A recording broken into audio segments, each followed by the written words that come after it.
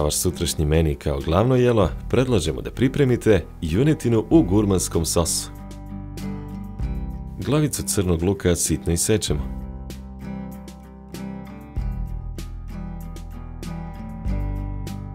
U šerpu na šporitu usipamo ulje i dodamo svinjsku mast. Na zagrijanu masnoću stavimo iseckani crni luk da se isprži. Slaninu isečemo na kocke. Dodamo je u šerpu sa omekšalim crnim lukom.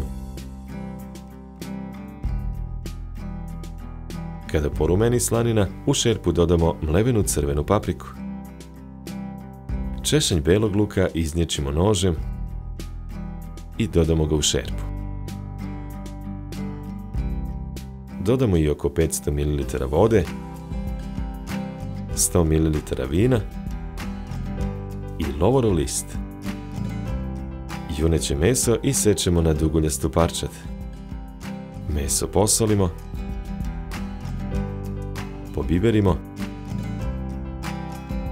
zatim parčad mesa dodamo u šerpu sa provrelim sosom.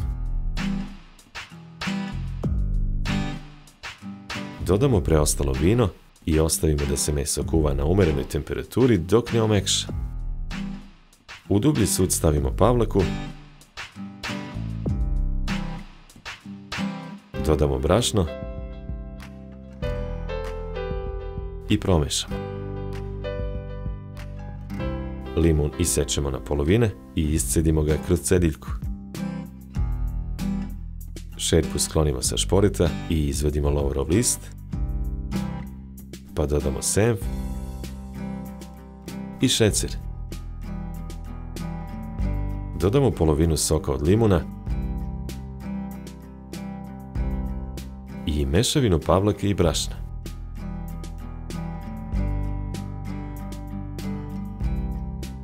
Vratimo šerpu na šporet. Na tanjir za serviranje nanosimo prethodno skuvani pirinač i glavice prethodno obarenog prokelja. Zatim na tanjir serviramo junetinu u gurmanskom sosu. Preliv nanosimo i na pirinač. Ukrasimo grančicama peršuna. Za pripremu ovog jela nama je bilo potrebno 2 sata. Dobar apetit!